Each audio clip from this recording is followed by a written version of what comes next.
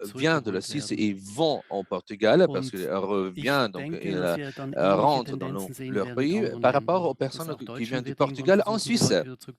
Et voilà, donc vous voyez ici, ça va être un taux négatif. Donc ça veut dire qu'on aura une baisse de la population immigrante en Suisse. Et voilà. Voyons ici le développement démographique. Voyons ici la démographie, donc va se contracter, va se réduire à partir des années suivantes. Vous voyez donc sur le tableau, dans le monde entier, dans tout le monde. Voyons ici, ça va partir ça part avec l'année 2086 en Chine, 2022, en Europe 2021. Donc tout ça donc, va impacter le monde entier, sauf l'Afrique. Et pour la Suisse, après donc, notre scénario bas, avec la stagnation en 2035, on a une réduction à partir de l'année 2052 avec le scénario bas. Et nous pouvons voir ici avec ces chiffres quel est le nombre de personnes actives, c'est-à-dire donc de l'âge de 20 ans jusqu'à l'âge de 64 ans. Et là, nous avons ici une réduction à partir de l'année 2012 en Europe et en Allemagne, à partir de l'année 2008, 2010, 2016, 2021, et en Suisse, à partir de l'année 2026. Donc, nous voyons qu'on a des différences par rapport à l'Europe. En 2012, je disais, à l'Allemagne qui a des vagues de réduction 2008, 2010, 2016, 2021. Et en Suisse, comme je disais, donc, ce nombre de personnes actives va se réduire à partir de l'année 2026. Et voyons ici quels sont les cantons qui vont être impactés. On aura déjà 10 cantons qui, entre l'année 2020 et 2040, vont avoir un scénario bas, donc avec une réduction des personnes actives. Nous voyons par exemple ici l'évolution de population à Zurich. Nous voyons ici les différences qui vont se produire. Nous voyons ici donc la population la population active. Nous voyons ici, avec cette courbe, on a voilà, une petite augmentation. Donc, là aussi, ce que je suis en train de vous montrer sur la diapo aussi, nous avons 17%. Et sinon, pour les personnes qui sont entre 20 et 64 ans, donc on a une augmentation de 12%. Et pour ceux qui ont moins de 20 ans, donc 39% et 16% pour ceux qui ont plus de 65 ans. Voyons ici sur cette diapo donc, qu'on a beaucoup de différences aussi, donc la population donc, qui augmente un petit peu, mais on a un nombre de personnes actives qui diminue, donc qui va être plus petit. Voyons ici, par exemple, ici les nombres de personnes âgées de 20 à 65 ans. En Suisse, nous avons beaucoup de personnes qui vont quitter le marché de l'emploi. En Suisse, nous voyons qu'à partir de l'année 2019, on a une différence très forte. On a une barre très forte, une fourchette donc, qui va être encore plus large. Voyons donc dans l'année 2029, donc, on a une différence, un écart très fort entre donc, la courbe bleue et la courbe rouge, jaune, je dirais. Les jeunes et les plus âgés. Et maintenant, donc, on va parler de la pénurie du personnel qualifié. Et ici, dans notre index du marché de l'emploi de ADECO, nous voyons ici comment donc la pénurie de la main-d'œuvre qualifiée du personnel qualifié a changé, donc va avoir des variations, a eu des variations dans les années passées, donc, mais et dans le futur aussi, donc ça va changer. Vous voyez, donc il y a beaucoup de personnes qui partent à la retraite. On voit ici donc un manque de personnel malgré une économie stagnante.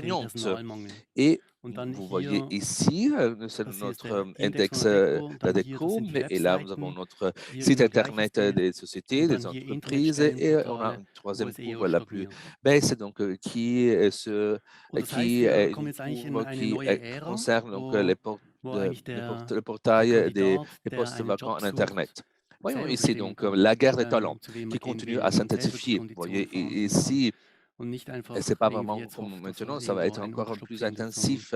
Voyons, donc cette guerre va être très intensive parce que nous cherchons à recruter des personnes et ce sont pratiquement les personnes qui vont poser les conditions, qui vont établir les conditions de travail. Quand, par exemple, on en a un recrutement, on a toujours des discussions à faire parce que là, le marché de l'emploi va changer. Ce sont pratiquement donc, les personnes, les employés qui vont établir les conditions de leur travail. Et voyons ici la pénurie de la main-d'œuvre qualifiée en chiffres. Voyons ici le white paper de Carré Plus.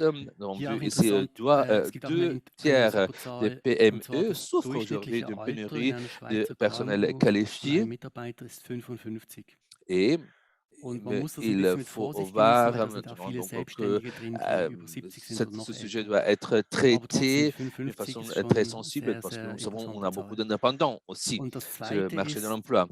Et après, donc, la deuxième phrase très importante, c'est que l'index de la pénurie du personnel qualifié a augmenté de 68% en 2022.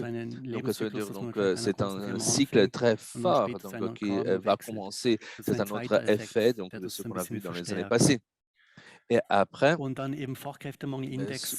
vous avez vu ici, cet index nous montre donc, quelles sont les variations de ces années. La troisième phrase, plus de 120 000 postes vacants en Suisse en décembre 2022. Et après, donc, la quatrième phrase, une forte pénurie d'ingénieurs, de techniciens informatiques et de professionnels de la santé. Et ce que nous faisons maintenant, nous voyons les départs à la retraite à venir. Nous avons vu dans la société donc, ce que c'était dans le passé, et on a cherché donc à voir quelle est l'évolution dans la société dans l'avenir. Donc, à partir de l'année 2025, il y aura une nette augmentation de départs annuels à la retraite. Et quand on prend ces chiffres, on voit vraiment donc, une évolution qui est complètement différente par rapport au passé. Donc, il faut se demander, il faut se poser la question combien de personnes on doit recruter pour compenser les départs à la retraite. On a parfois donc 5%, on a 10%, parfois on a même 15 personnes, donc 15 personnes en total, 15%, 15% des personnes qui doivent être remplacées, qui doivent compenser donc tout le départ à la retraite dans les prochains 7 ans ou 8 ans. Donc, il faut toujours regarder que le marché va changer. Après, donc, si on voit la fluctuation par âge, voyons ici donc, quelles sont les tendances. Nous avons ici une fluctuation plus élevée pour les jeunes. On a une fluctuation plus basse pour les travailleurs plus âgés. Et après, donc, on se pose la question, qu'est-ce qu'on doit faire? Normalement, donc, on cherche à trouver les plus jeunes pour les nouveaux programmes. Pour les âgés, donc, on ne le fait pas parce qu'on sait qu'ils ont déjà travaillé longtemps dans certaines sociétés, donc ils vont rester à la société très probablement. Donc, ce sont beaucoup de questions qu'on doit prendre en considération dans nos débats. Et ici, ce que vous voyez ici dans cette diapo, c'est une étude qui concerne le modèle de carrière. Donc, c'est la distribution et le développement de compétences pertinentes dans l'organisation. Nous voyons ici les diplômes d'apprentissage, nous voyons l'immigration. On voit donc les personnes en reconversion professionnelle et c'est ce modèle de carrière avec lequel on travaille. Je pense que vous le connaissez aussi dans votre entreprise. Et donc, on a pratiquement donc, des parcours de carrière, des parcours professionnels qu'on doit suivre. On a des personnes qui sont nouvelles, par exemple, des personnes qui ont conjugué des diplômes d'apprentissage, on a des personnes qui sont immigrées, on a des personnes en reconversion professionnelle, donc ce sont des personnes nouvelles qui entrent dans le modèle de carrière.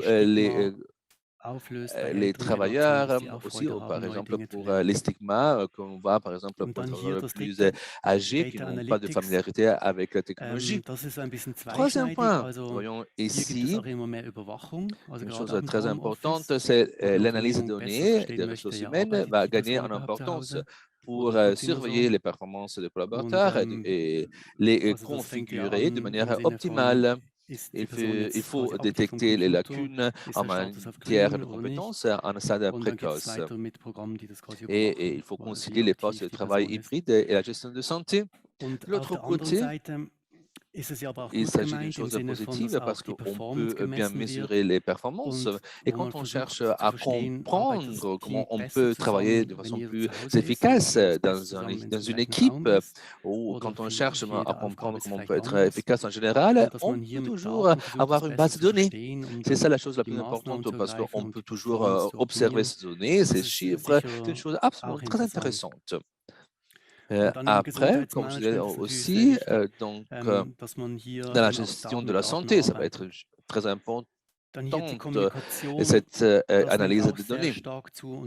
Après, donc, quatrième point, donc la communication et le secteur symbolique. Donc, parce que vous savez donc que la communication symbolique concerne la durabilité, la diversité, l'intégration, l'innovation, le but, ce qu'on appelle le purpose, les valeurs et l'impact social. C'est une chose très importante qu'on doit prendre en considération de l'avenir aussi. Et ici, à droite, nous voyons ici l'intelligence artificielle, la technologie qui va être très importante. Il faut intégrer la technologie IA dans les équipes, les processus, la prise de décision. Et il s'agit vraiment donc d'un sujet très important pour les générations aussi. Donc, on a les jeunes qui travaillent beaucoup avec l'IA et on a pratiquement une substitution de la main-d'œuvre et on aura aussi une extension de la main-d'œuvre. Donc, ça va être aussi donc une chance très importante. Ça va être seulement un obstacle, ça ne va pas être seulement un frein. Il faut l'expliquer aux travailleurs parce que vous savez donc que les travailleurs ont toujours peur donc qu'ils vont être remplacés par l'intelligence artificielle. Mais il faut encourager l'intégration et l'apprentissage continu de l'IA. Après, le but, la passion et l'estime deviennent plus importants que l'argent. Rendre visibles les modèles qui mettent en adéquation leur expérience personnelle, de la congruence de leurs valeurs avec le travail. Ça va être un point très important. On a des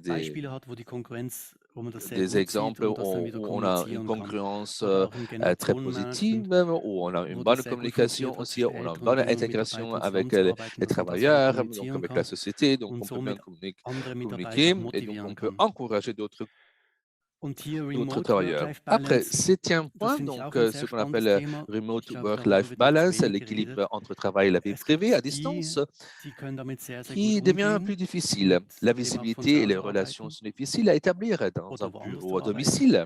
L'écart entre ceux qui maximisent l'efficacité et ceux qui se surchargent de travail s'accroît. La responsabilité personnelle devient plus importante. Donc, il faut trouver toujours un équilibre. Parce que parfois, donc, vous savez, donc, on a des personnes qui travaillent très bien à la maison, donc ils font des appels et ils font d'autres travails à la maison. Donc, ils travaillent très bien à la maison. Mais il y a d'autres personnes donc, qui pensent que travailler à la maison n'est pas si positif. C'est positif parce qu'on n'a pas de visibilité, on n'a pas de reconnaissance, les relations sont plus difficiles. Il y a des personnes qui pensent qu'ils doivent faire plus de choses à la maison, qui doivent prendre d'autres initiatives parce que sinon ils ne sont pas visibles. Donc, sinon, la société pense qu'ils ne font rien à la maison. Et c'est pour cela qu'on cherche à combler cette lacune. Donc, on va voir que cet écart va être encore plus fort. Et je pense qu'on cherche à compenser ce que marche très bien. Chose très importante, c'est qu'on ne trouve plus de personnes qu'on rencontrait au café, par exemple, aux machines de café. Ça va être plus difficile, on le sait. C'est un sujet très important, donc on voudrait bien discuter. Vous savez que parfois, si on fait un appel en visio, parfois, donc, c'est aussi notre intimité donc, qui est impactée parce que les autres peuvent voir où on travaille, où on habite, notre ambiance de travail. À la maison, on voit d'autres personnes. Dans la maison, ce sont des tendances qu'on doit bien observer. Donc, c'est ça. Il ne faut pas seulement donc voir quelles sont les choses, quels sont les chiffres, les résultats, mais il faut voir donc quelles sont les sensations aussi. Ceux qui travaillent bien à la maison, il y en a d'autres qui ne travaillent pas trop bien à la maison parce qu'il faut prendre en considération les 2 facteurs. Et ici, dans notre diapo, voyons ici la pénurie du personnel qualifié dans le groupe personnel et spécifique. Donc, pratiquement la même chose que j'ai déjà mentionné. Donc, investissez dans la technologie, la rapidité dans ensemble, pour les finances, l'industrie de simplifier les processus de candidature, les ressources humaines, créer un véritable sentiment d'appartenance, pardon. Dans la santé, les recommandations des employés sont précieuses et pour les ventes, soyez concrets. Donc, on a des différentes phrases selon les différents groupes professionnels, selon les différents secteurs. Si on doit recruter des personnes, si on doit embaucher des personnes, si on doit faire une offre, donc il faut voir donc, quels sont tous les différents besoins. Par exemple, quand je disais donc, dans l'industrie, on entend la phrase simplifier le processus de candidature. Par exemple, j'ai eu une interview, par exemple, on avait des personnes qui devaient regarder quels sont les processus de travail, voir exactement comment ça marche. Ça, c'était une journée. Après, ouais, une autre journée où on avait un psychologue, on avait aussi un chef de poste. Donc, pratiquement, donc, on a fait tout ça donc, très rapidement, donc, parce qu'on avait les processus, on a vu toutes les choses très importantes à faire. Et comme je disais, après, on a la phrase des ressources humaines, créer un véritable sentiment d'appartenance. Ça va être très important pour créer une équipe avec les travailleurs. Et les ventes disent, par contre, soyez concrets, c'est une chose aussi très importante que nous voyons toujours. Les stratégies contre la pénurie du personnel qualifié. Alors, voyons d'abord le travail temporaire comme aide immédiate. Nous voyons donc parfois ça va être une stratégie, parfois donc on voit qu'on a peu de personnes, peu de travailleurs sur le marché d'emploi. Donc on cherche à avoir du travail temporaire en tant que remplacement. Après, donc, on a une deuxième stratégie, ça va être le positionnement avec l'employeur branding. Ça va être aussi une stratégie importante qu'on peut bien mettre en œuvre. Comme je disais, donc, l'employeur branding, c'est une stratégie qui va augmenter dans l'avenir. Il faut aussi, troisièmement, renforcer la loyauté des collaborateurs aussi. La loyauté, ça va être une valeur très importante. Et on doit demander la loyauté des collaborateurs aussi et des travailleurs sur le marché aussi, parce que le marché de l'emploi va changer. Après, il faut former les jeunes, ça va être aussi un point très important. Par exemple, on l'a vu, par exemple, avec une association d'artisans. Donc, comme on avait, par exemple, une association qui avait bien vu qu'il fallait absolument investir dans la formation parce que sinon, on n'avait plus dans le futur des jeunes, par exemple, les ébénistes. Par exemple, c'était l'association des ébénistes. Et là aussi, donc, il fallait absolument former les jeunes. C'est une chose absolument très importante. Mais il faut là aussi former les personnes plus âgées aussi. Donc, pas seulement les jeunes. Si nous avons des jeunes et des âgés, il faut former les jeunes et les âgés. Quand je dis toujours, il faut toujours trouver un équilibre. Ça veut dire donc que les travailleurs plus âgés doivent devenir comme des travailleurs jeunes, parce que les travailleurs plus âgés sont dans la société depuis longtemps, donc il faut les rendre plus jeunes. Donc, il faut percevoir quels sont les besoins du travailleur plus âgé. Donc, il faut bien les former. Il faut investir dans les travailleurs plus âgés aussi.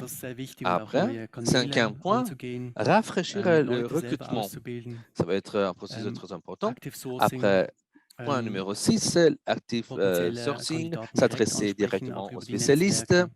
Et après, point numéro 7, flexibilité dans le profil d'exigence. Ça va être aussi un sujet très important. Et maintenant, je vais parler de ça.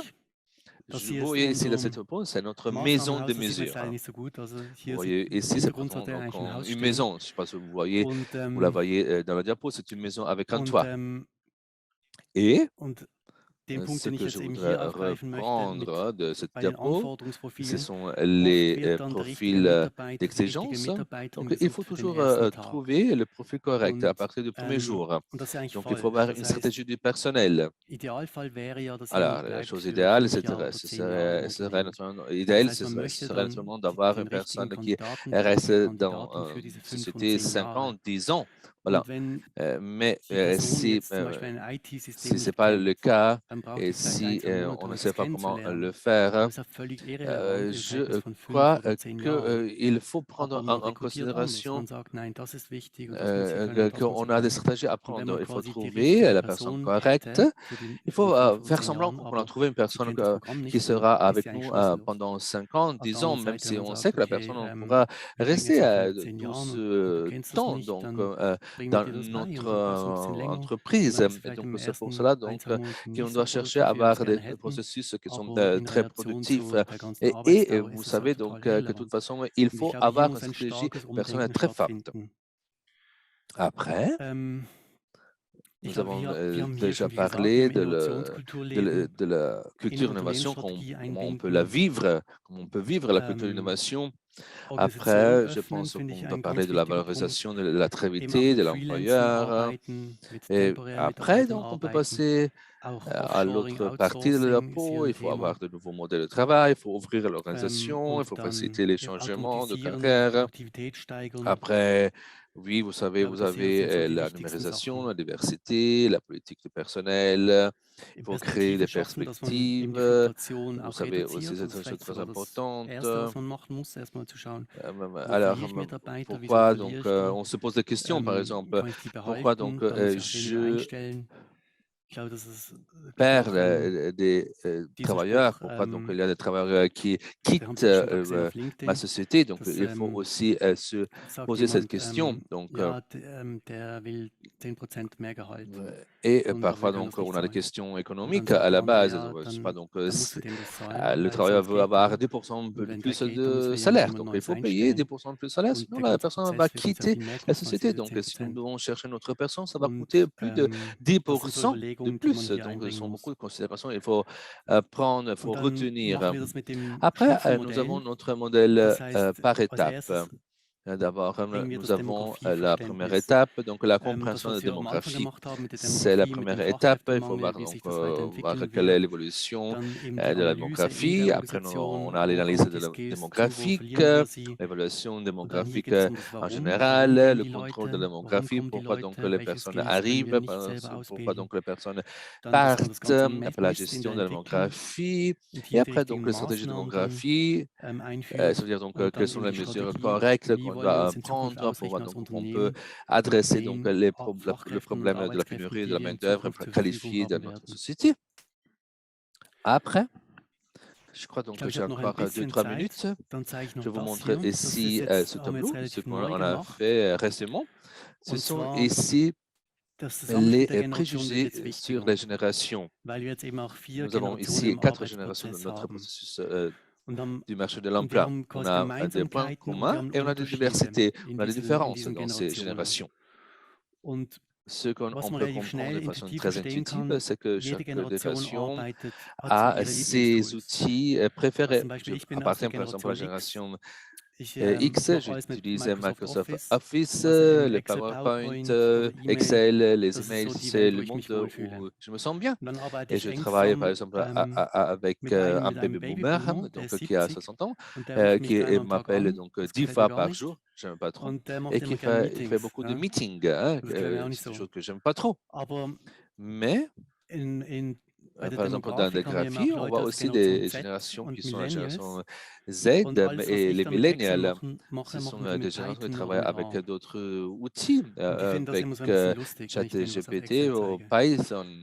C'est une chose très intéressante parce que là, nous voyons ici des choses que nous ne faisons pas avec Excel. Donc, ce sont très différentes par rapport à ce que nous faisons avec notre relation. Et on a besoin, donc, si je sais pas, donc si je dois faire avec des choses avec les outils, moi j'ai besoin d'avoir 2 jours de travail et eux, ils ont besoin d'avoir 2 heures de travail. Donc, ce sont différentes parce que ce n'est pas vraiment mon outil, ce n'est pas vraiment mon tool. Voilà, donc c'est une chose qu'on doit apprendre à comprendre. Si je leur montre donc, un tableau sur Excel, donc ils vont le reproduire sur Python. Parce que c'est vraiment leur outil, donc ce que j'utilise tous les jours.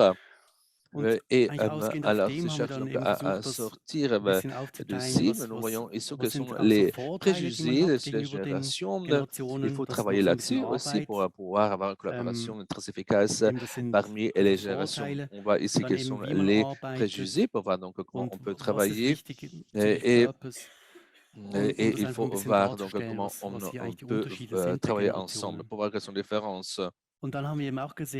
Et nous avons et après, nous avons ici un autre tableau qui nous montre aussi les différences entre l'âge et la génération d'individus. Par exemple, nous voyons ici l'objectif, la nécessité, les compétences, la carrière vont changer. Donc, nous voyons ici que tout change avec l'âge, la génération, l'individu même. Et nous avons considéré donc des sujets individuels qui sont importants, par exemple, pour une personne, ils ne sont pas importants pour une autre personne. Donc, c'est une chose qu'on pas, donc, pas mettre en relation avec la génération, mais c'est une chose qui appartient directement à une personne. Et vous voyez ici, donc, que tout ça donc, va changer beaucoup, va vraiment beaucoup changer, donc, parce qu'on a des générations qui sont complètement différentes. On voit ici que nous avons ici des compétences qui peuvent changer d'une façon encore plus forte. Et alors, donc, là, il faut bien comprendre donc, quelles sont les différentes nécessités, quels sont les différents objectifs, quelles sont les différentes compétences. Parce que là, nous avons voilà, un monde complètement différent. Ici, je vous montre encore une autre diapo. Nous voyons ici les résultats que nous voyons avec la gestion de génération, avec les plus âgés, avec les plus jeunes. Les choses les plus importantes qu'il faut prendre en considération, ce sont les responsabilités, la flexibilité, le sens de l'action, la rémunération, la sécurité. Donc, ce sont des catégories. Ça peut être important pour une personne, pour un jeune, ça peut être pas important pour une personne plus âgée. Donc, ça dépend de notre génération, jeune ou âgée. Voilà, donc je vais terminer maintenant ma présentation. Je vous remercie pour votre attention. Je suis très content de recevoir vos questions. Merci. Vielen Dank, Hendrik, für diese sehr vielseitigen Einblicke und Anregungen. Merci bien pour cette présentation si intéressante. Et maintenant, on va passer à la deuxième partie de notre événement. Et vous connaissez bien, je crois, les défis que notre collègue a présentés en ce qui concerne le manque de personnel qualifié. Et maintenant, je souhaite donc donner la bienvenue à Amara Bicevski, consultante chez Career Plus, qui s'occupe aussi des thèmes dont on a discuté Elle a aussi un esprit créatif et aime aussi boire un coup, se faire un petit Aperol Spritz. Et Romana Ausvogel, qui travaille chez le département de HR, donc les ressources humaines. Vraiment un grand talent du point de vue organisationnel. Et elle aime aussi passer un peu de temps avec sa famille et faire du yoga. Alors, Henrik, merci bien de vouloir rester là avec nous. Nous voilà. Alors, on a donc décidé de faire cette session de questions-réponses, de conduire cette session questions-réponses avec ces trois experts. Alors, Amara, que souhaitent les collaborateurs de leur employeur, de leur emploi? Oui, en synthèse, on pourrait dire que le sens et l'estime jouent un rôle important. Donc, on a besoin de se sentir partie d'un grand tout de l'organisation. Donc, d'un point de vue très pratique, il faut se sentir inclus, s'identifier à l'entreprise, aux valeurs, aux produits. Et effectivement, on l'a vu aussi pendant l'étude, au fil de l'étude que l'on a menée l'année dernière, on a demandé effectivement à 5600 travailleurs de vouloir répondre à cette question et effectivement, la réponse que l'on a obtenue est exactement celle-ci. Donc, la sensation de pouvoir faire quelque chose doit être une partie de cette organisation pour laquelle on travaille. Donc, et on a mené aussi notre étude qui se concentrer sur une autre question, comment peut-on faire pour engager les travailleurs de façon de plus en plus active? Mais encore une fois, la réponse est similaire. Donc, la sensation de se sentir entendu, de se sentir vu si l'on veut. Donc, il faut trouver un peu un match entre l'offre et le poste de travail et aussi les travailleurs, ça on le sait. Et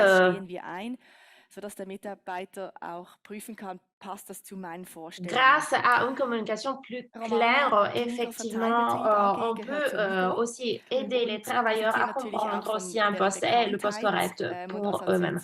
Alors, les statistiques, effectivement, nous montrent la même chose. Et maintenant, la même question aussi pour Romana. Oui, effectivement, moi je travaille dans le domaine de la logistique qui est un peu difficile peut-être à gérer ou bien à comprendre. Et avec le brand de Migros, on arrive effectivement à montrer à l'extérieur notre employer branding, mais on doit vraiment activer pas mal d'initiatives pour nous présenter de façon intéressante. Donc, on n'est pas de champion de ce point de vue-là, mais quand même, on cherche à agir de cette façon-là. Par exemple, on participe au salon, on cherche à se présenter.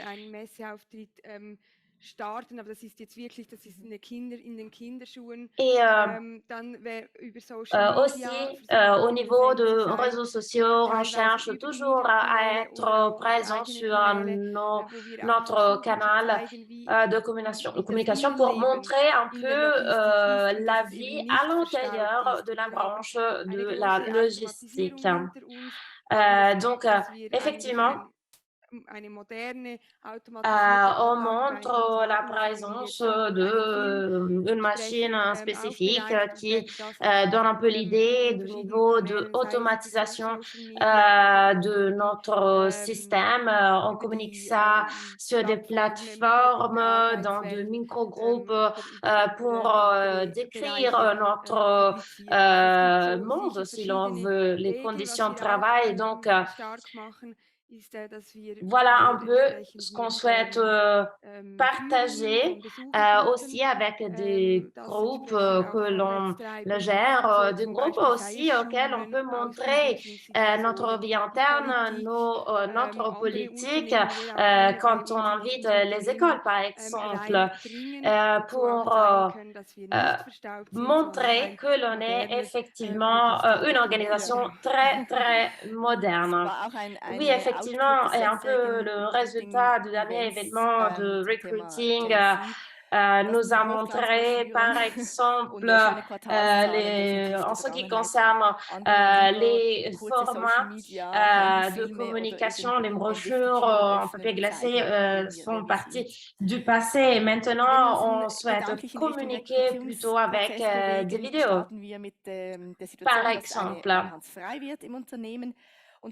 Alors, mettons-nous dans la situation où un poste vacant se libère dans l'entreprise.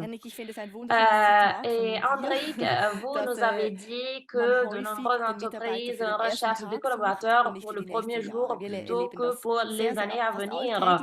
Donc, avez-vous un exemple, avez-vous des conseils parce que parfois, cela peut être un peu difficile à gérer. Comment est-ce qu'on peut changer cette situation?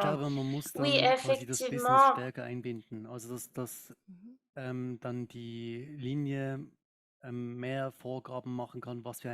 Il faut communiquer de façon plus claire ce qu'on est en train de chercher, pas seulement avec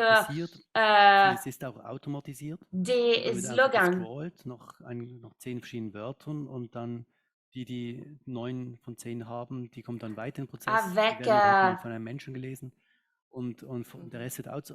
une description claire, comme je disais. Je ne sais pas si vous connaissez les lancers deepfakes civiles sur LinkedIn.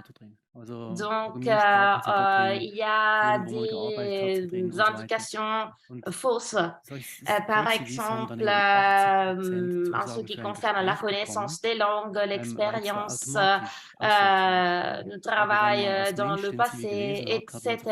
Mais si on se prend le temps de les lire, on se rend compte qu'il s'agit d'un fake. Et donc, cela nous arrive assez souvent, jusqu'à 80% des fois. Donc, il s'agit de quelque chose produit par ChatGPT ou quoi que ce soit. Mais carrément, cela, cette personne fictive nous est montrée comme le candidat idéal. Donc, la définition de profil que l'on cherche, cher Amara, est aussi un peu un problème. Dans quelle mesure les entreprises peuvent-elles créer des opportunités lors de la définition du profil? OK, quels sont the must, si l'on veut? Quels sont les critères prioritaires? Quels sont les critères secondaires? Comme Henrik l'a dit, cela a à faire aussi avec la période pendant laquelle l'on souhaite avoir ce travailleur dans l'entreprise. Donc, la durée du temps de travail, la période de travail. Voilà encore un critère qui nous donne un peu l'idée de la typologie de travailleurs que l'on est en train de chercher. Et aussi les valeurs avec lesquelles l'on peut identifier l'entreprise, qui est aussi important, qui joue un rôle relevant, la flexibilité au quotidien. Voilà juste quelques idées. Mais quelle est votre opinion, par exemple, à propos du temps partiel, du job sharing, comment est-ce qu'on peut combiner les capacités? Oui, à mon avis, il y a pas mal de potentiel que l'on peut toujours exploiter dans ce contexte-là. Par exemple, les femmes qui doivent travailler à temps partiel à cause des enfants. Donc, on pourrait penser aussi aux personnes qui sont déjà parties à la retraite et qui pourraient encore peut-être avoir envie d'être actifs. Donc, combiner les deux opportunités pourrait nous aider à exploiter ce potentiel que je viens de mentionner. Alors, et maintenant, je souhaiterais citer Boris Tchatcha, chef du marché de travail au SECO, qui nous dit le travail à temps partiel est un avantage et non un facteur de pénurie de main-d'œuvre qualifiée, de personnel qualifié. Donc, le job sharing, par exemple, de manière générale, et les postes à temps partiel recèlent la possibilité de réactiver des ressources. Et comme on l'a dit, les nombreuses femmes qui travaillent à un faible pourcentage. On a parlé du job sharing, on a parlé du profil que l'on peut compléter avec plusieurs figures du monde du travail. On a aussi parlé du marché, du changement sur le marché du travail suisse. Et le travail temporaire n'est plus réservé à la construction et à l'industrie de la transformation, mais ça est devenu une partie importante du marché du travail même. Quand on s'adresse aux spécialistes de tous âges. Et les spécialistes en particulier dans les segments des salaires élevés souhaitent consciemment cette forme d'emploi en raison de sa flexibilité et des points forts de sa spécialité qu'ils peuvent utiliser au quotidien. Mais quand on cherche à définir des postes vacants, peut-être l'on devrait contrôler encore une fois avec plus d'attention quelles tâches sont requises à long terme. Sinon, on a la possibilité de s'orienter vers des formes de outsourcing ou bien s'il y a plusieurs chances à disposition si l'on garde son esprit ouvert, si l'on veut. Donc, la flexibilité, on a parlé des intérimaires, on a parlé un peu de temps partiel. Flex work, c'est là aussi un thème important. Mais qu'est-ce qui se passe si, par exemple, l'on n'a pas la possibilité d'offrir des possibilités de chances de télétravail dans la logistique? Comment est-ce que ça marche? Oui, effectivement, la chose la plus importante pour moi est cette discrépance entre les enseignants blue collars, donc qui travaillent chaque jour et dans l'usine, et les white collars qui ont plus de flexibilité parce qu'ils travaillent dans un bureau. Donc, en tant qu'employeur, qu'est-ce qu'on peut offrir? Parce que parfois, il y a un peu cette lacune, cette distance, ce gap. Donc, on doit chercher à conjuguer un peu ces deux aspects pour entre les deux catégories parce qu'on veut éviter la création d'une société axée sur deux classes. Donc, le télétravail est aussi un thème sur lequel on s'est concentré et on a cherché à faire ainsi de pouvoir l'activer où possible. On en a parlé au sein de la branche des blue collars, comment l'on peut travailler. Par exemple, pendant plusieurs, des périodes différentes pendant la journée, le travail posté, et on a aussi considéré le cadre légal juridique de référence et on a considéré aussi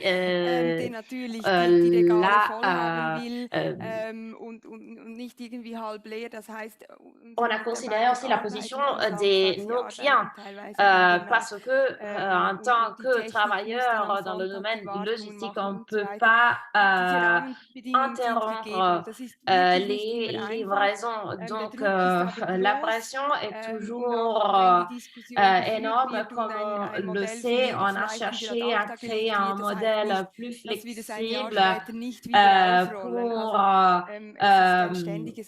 créer un peu une stratégie à long terme qui puisse fonctionner au fil des années. Mais voilà, encore une fois, cela implique toujours la participation des travailleurs et c'est là que le thème de la pénurie du personnel qualifié joue un rôle parce que il y a des exigences différentes entre ces deux catégories de travailleurs, le bleu et le blue collars et les white collars. Donc, on cherche à évoluer, à faire évoluer notre entreprise, mais la discussion continue. Donc, il s'agit d'une autre catégorie dans laquelle vous avez parlé aussi. Donc, rester ouvert, continuer à discuter sur le thème pas seulement du travail, mais aussi le thème de la santé. Oui, la culture de l'innovation est absolument importante.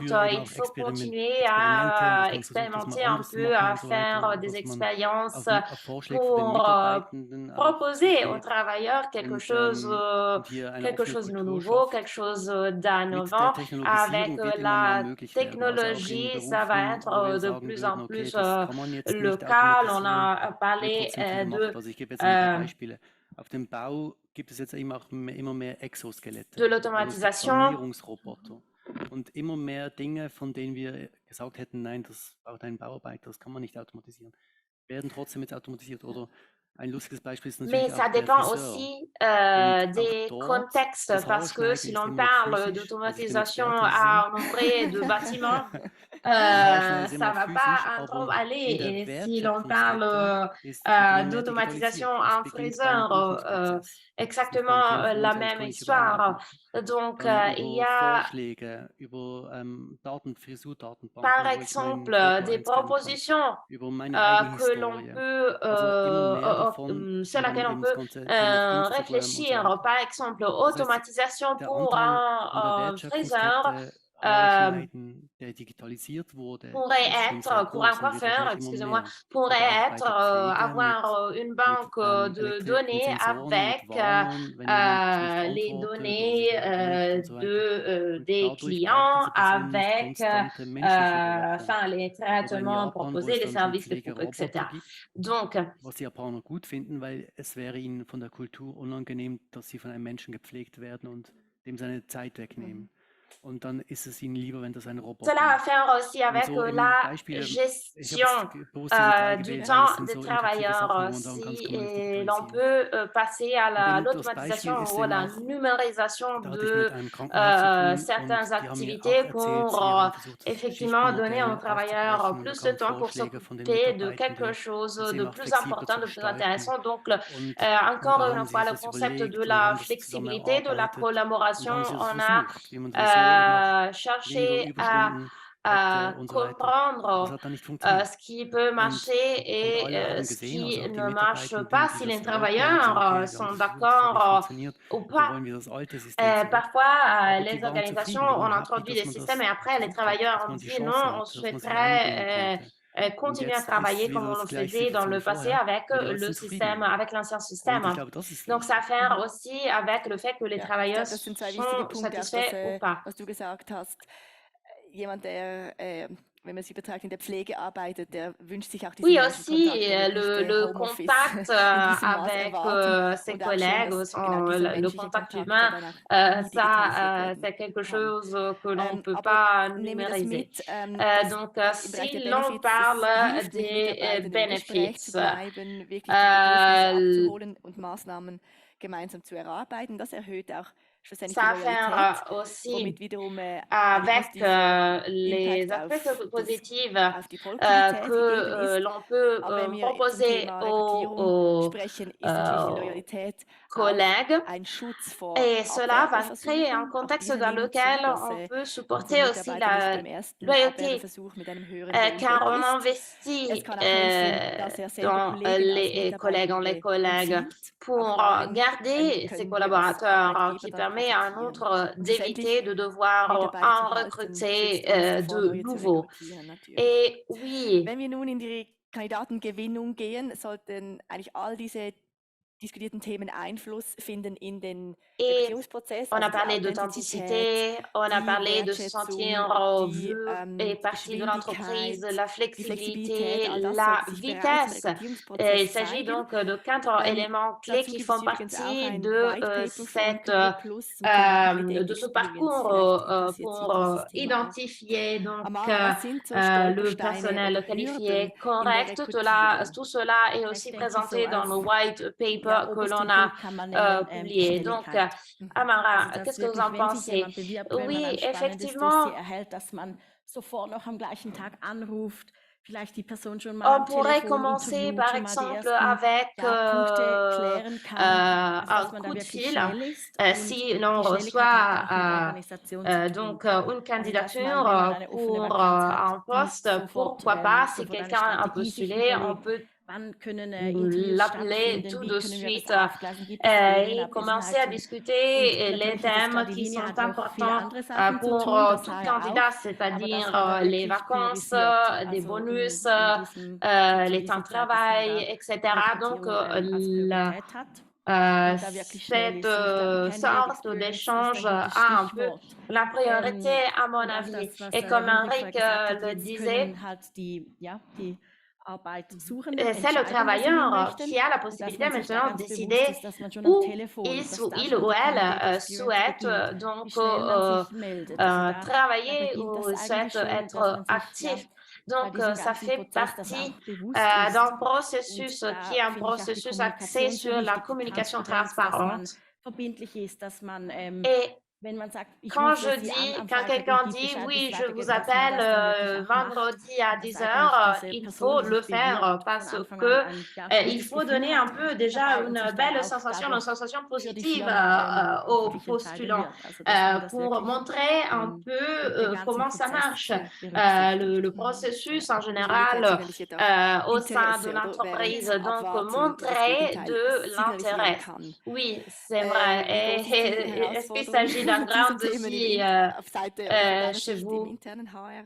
Oui, comme vous l'avez dit, on a plusieurs thèmes à prendre en considération et dans ce processus, pour nous, il y a effectivement quand même une certaine pression parce qu'on a besoin de ces travailleurs.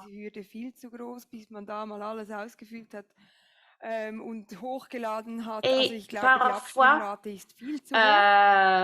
le recrutement en soi est un peu trop complexe. Il y a aussi la possibilité de communiquer par WhatsApp pour avoir un contact plus direct, mais quand même, on a pas mal de défis à relever à cause, oui, comme je le disais, de la pression à laquelle il faut faire face sur le marché. Quand on présente le temps de travail, les heures de travail par semaine, carrément, peut-être les travailleurs n'ont pas envie de postuler. Donc,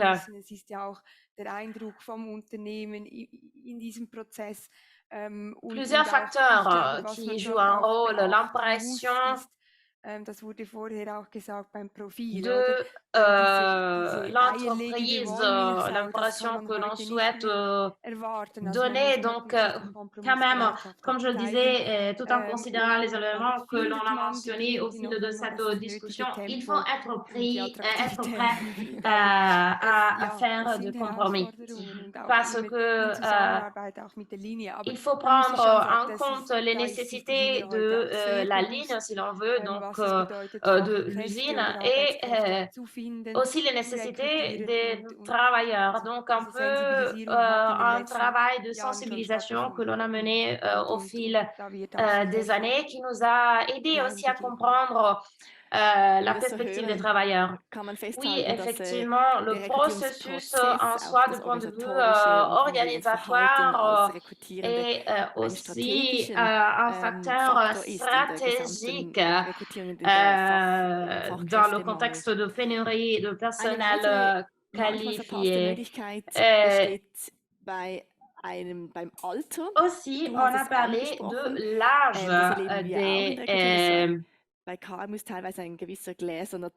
des travailleurs et des postulants. Par exemple,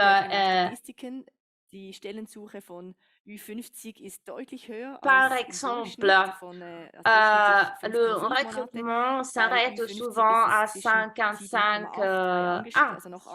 Et aussi, si l'on considère les statistiques, on peut aussi mentionner quelques chiffres. La recherche d'un emploi dure jusqu'à 11,2 mois pour les chômeurs de plus de 50 ans contre 7,8 mois en moyenne pour les employés. Oui, effectivement, et on a toujours un peu l'impression d'être trop vieux, si l'on veut.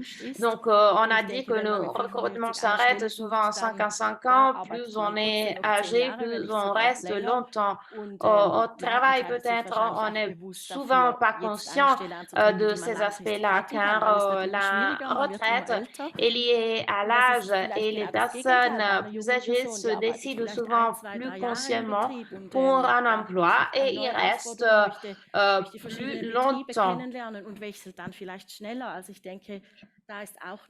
Donc voilà, il y a quand même pas mal de potentiel que l'on peut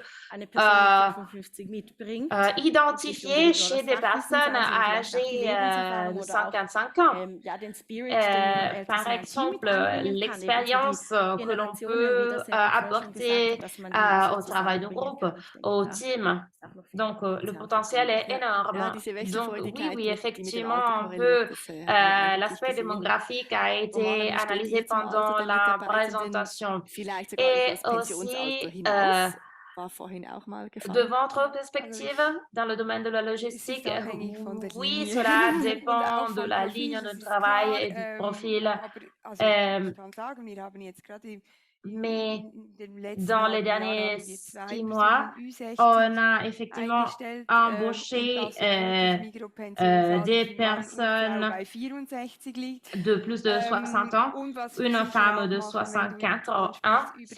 Donc, au-delà de l'âge de la retraite, on peut quand même continuer à travailler jusqu'à 70 ans,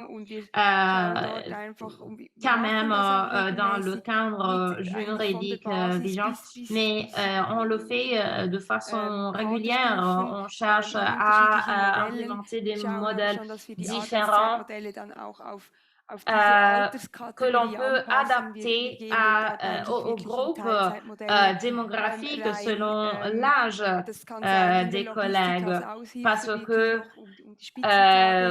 cela pourrait nous aider pendant les fins de semaine, par exemple, ou dans les moments où le travail est particulièrement intense, avec des projets, avec des freelanceurs. Donc, on peut avoir encore les anciens collègues pour des projets qui doivent encore être terminés quand ils partent à la retraite. Donc, ils souhaitent continuer à travailler sur un projet spécifique, par exemple. On cherche à être flexible, aussi flexible que l'on peut pour former aussi les nouvelles générations, parce que dans la gestion de projets, il y a peut-être des lacunes en ce qui concerne le transfert des connaissances, ce qui est effectivement la chose un peu difficile à gérer. Oui. Et pour nos collègues dans le public, est-ce que vous avez des conseils? Oui, effectivement. Dans la pénurie de personnel qualifié et avec cette pénurie de personnel qualifié, les collègues plus âgés deviennent de plus en plus importants parce qu'il y a cet échange continu avec les jeunes aussi. Donc, on a parlé de gender, on a parlé de la provenance, de la sexualité. Et donc, il s'agit de thèmes sensibles qui ne sont plus, enfin, sur lesquels la discrimination n'est plus tolérée. Donc, c'est aussi une question culturelle de temps en temps. Dass es hier eben auch Vorurteile gibt und Stigmas gibt. Und ich muss auch selber gestehen, ich bin auch nicht frei davon. Und ich sage immer als Beispiel, jetzt stellen wir uns vor, jetzt kommt der neue Chef und der neue Chef. Et il faut avouer aussi que l'on commence à se faire un peu dans la tête déjà une idée, une image d'un nouveau chef, par exemple, quand un nouveau chef arrive. Et cette idée va changer si cette personne a 32 ans ou bien si cette personne a 62 ans. Donc, il s'agit un peu d'un modèle qui se base sur nos préjugés. Il s'agit d'une sorte d'idée reçue. Donc, il y a quand même un peu un clash entre les deux générations. En ce qui concerne l'organisation de la formation, du training, il y a quand même des différences à tenir en considération.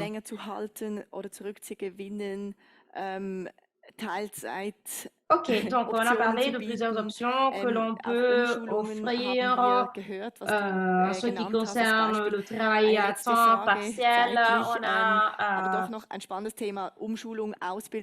encore le temps de poser une dernière question. Donc la formation, la transformation des ressources. Comment est-ce qu'on peut activer correctement ces ressources? Oui, dans le passé, on a déjà cherché à encadrer aussi des figures un peu plus spécifiques, un peu plus particulières. On a cherché à institutionnaliser des figures, en particulier par rapport aux personnes en reconversion professionnelle qui n'ont par exemple complété un apprentissage par nous, mais qui souhaitent travailler dans le domaine technique, par exemple. Donc, s'ils souhaitent, ils peuvent participer à des cours Par exemple, en ce qui concerne les opérations de maintenance, parce que effectivement la demande est énorme. Et on a par exemple 10 postes ouverts pour une telle position, figure professionnelle. Donc, sûrement, on peut améliorer un peu la situation dans ce point de vue-là, parce que il y a aussi des jobs, des postes pour lesquels effectivement le personnel qualifié peut être entraîné, peut être formé aussi dans l'entreprise. Et oui, c'est une question de connaissances, mais aussi de flexibilité de ce qu'on peut offrir aux travailleurs. Donc, on a parlé de la War of Talent, cette guerre des talents un peu. Donc, merci bien d'avoir partagé avec nous vos idées, vos conseils. Donc, beaucoup de choses ne sont pas chères et l'entreprise ne doit pas tout offrir. Il ne s'agit pas de savoir qui offre le plus, mais ce qui est adapté aux valeurs fondamentales de l'entreprise et comment une entreprise peut se positionner. Est-ce qu'il y a des questions du public?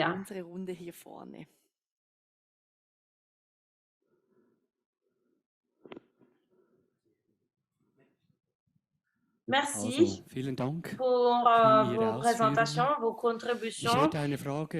J'ai une question brûlante sur la génération Z, Gen Z.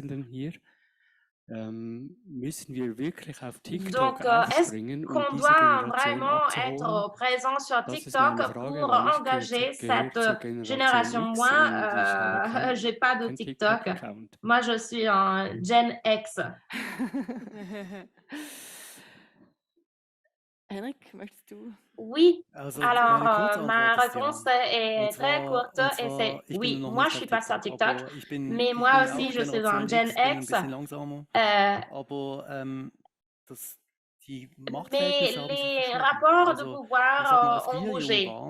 Les jeunes ont des idées différentes, comme on les avait quand on était jeune. Et maintenant, les générations X ou Z sont plus conscientes des nécessités. Par exemple, ils sont conscients de la pénurie de personnel qualifié et ils ont plus de connaissances au niveau technique. Par exemple, on a besoin d'eux. Et on aurait dû les impliquer aussi dans le passé, mais on n'y est pas arrivé. Donc, un canal nouveau grâce auquel l'on peut arriver à recruter les nouveaux travailleurs du futur, de l'avenir. Et Micro a un compte TikTok et on a deux catégories de travail qui sont spécifiques pour nous et on a fait des vidéos effectivement avec des TikTokers connus. Moi, je les connais pas directement, mais quand même, on va voir si ça va être une idée qui va nous apporter des avantages, mais on a cherché à le faire, pourquoi pas. Et das ist eigentlich, il s'agit de quelque chose qui n'est pas aussi cher que l'on pourrait penser. Une deuxième question?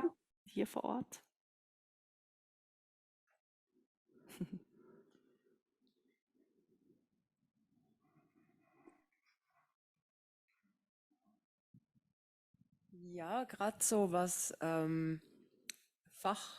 Pénurie de personnel qualifié et nouvelle génération. Haben Sie auch mehr das Gefühl, dass es comment est-ce que je peux m'exprimer? weniger junge Leute gibt, die Peut-être sich les wirklich jeunes in die Tiefe ausbilden lassen n'ont wollen pas und envie viel de mehr so quasi participer à so une dieses formation schnelle intense, Bewerbungsprozess. plus en profondeur. Hauptsache, ich kann was, aber Ils ich disent muss es nicht oui, unbedingt je peux faire mit ça et ça, mit einer mais Lehre oder sogar einem Studium oder so belegen können, dass man dann quasi mehr auf die Jobs kommt, wo man dann halt wie sowieso anfangen kann. peut-être Oder après ist es tendenziell avoir schon wieder étudié, so, après avoir fait une expérience Hauptsache so lange wie d'apprentissage, möglich in der Schule, so lange wie möglich ils se studieren présentent und dass dann quasi die Generation einfach wie ein bisschen später plus in die tard Berufswelt dans einsteigt als halt wie früher, wo le quasi die meisten contexte einfach nur eine Lehre gemacht haben und direkt nach du der monde Lehre du travail. Alors, donc, deux parties de ma question. Soit ils ne se forment pas, soit ils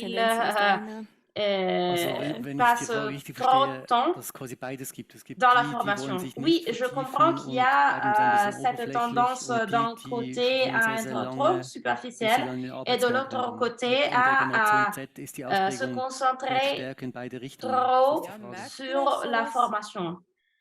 jetzt statistisch. Et Also dazu habe ich keine malheureusement, Daten. j'ai Kann ich pas jetzt de von données Datenseite nichts dazu sur ce sagen, aber point-là, mais also das Thema ist ja eben oft, dass man eben auch Vorurteile hat gegenüber il y a der carrément Generation, dass man sagt, die haben gar nicht die Aufmerksamkeitsspanne, des länger avantages als ein TikTok-Video et aussi des, dran zu des sein, oder? désavantages quand on travaille avec les nouvelles Oder eben, dass sie générations verwöhnt sind Gen oder Z. sprunghaft und so Parce weiter. qu'ils n'arrivent peut-être Und pas à eben, se es gibt ja den Spruch concentrer von sur Sokrates, quelque chose qui soit der plus sagt long eben, die que heutige Generation ist les faul vidéos sur und TikTok, respektiert nicht die mais Alten und so aussi weiter. ils Also das Thema ont ist nicht nur des skills sondern nouvelles. jede Donc, il als s'agit jede d'un Generation, als sie jung thème war damit qui, konfrontiert. avec lequel on Und s'est eben confronté offensichtlich seit dans über le passé 2000 Jahren. aussi, parce que quand Und, on était jeune, und ich glaube c'était eben auch, exactement le dass même.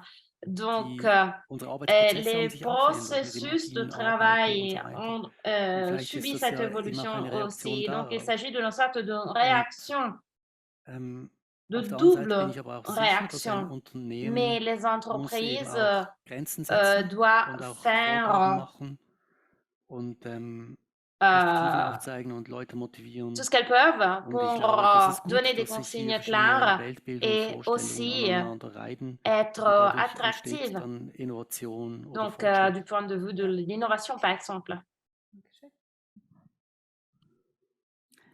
Gut, dann würde ich vorschlagen, wir beantworten noch ein oder zwei Online-Fragen. Ok, on a quelques questions posées en ligne. Merci.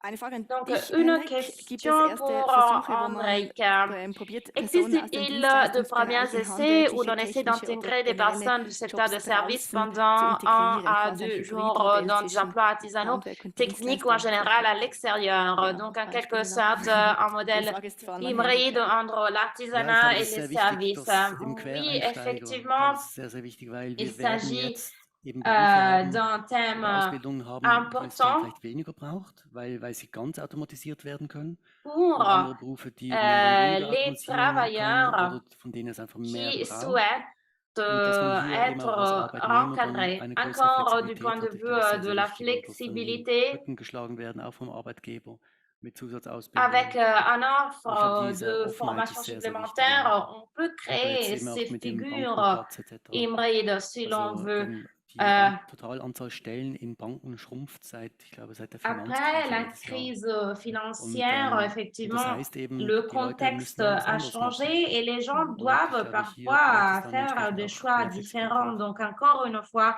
le thème crucial ici est la flexibilité.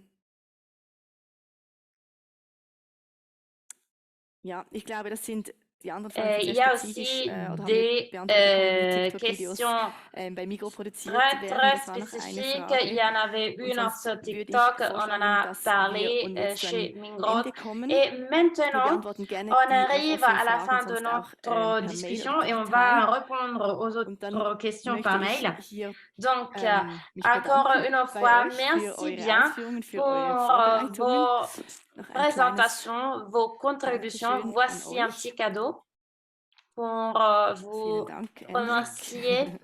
Merci Hendrik, Romana et Amara. Et chers collègues, chers publics, ici en ligne, on vous remercie d'avoir passé ces 2 heures avec nous. Il y a aussi, comme je le disais, un white paper publié. On va le publier effectivement le 18 septembre, le livre blanc que vous pouvez recevoir aussi grâce à notre newsletter. Je vous le conseille. Et merci bien aussi au public en ligne. Et nous, on continue avec un petit déjeuner de networking. Merci bien.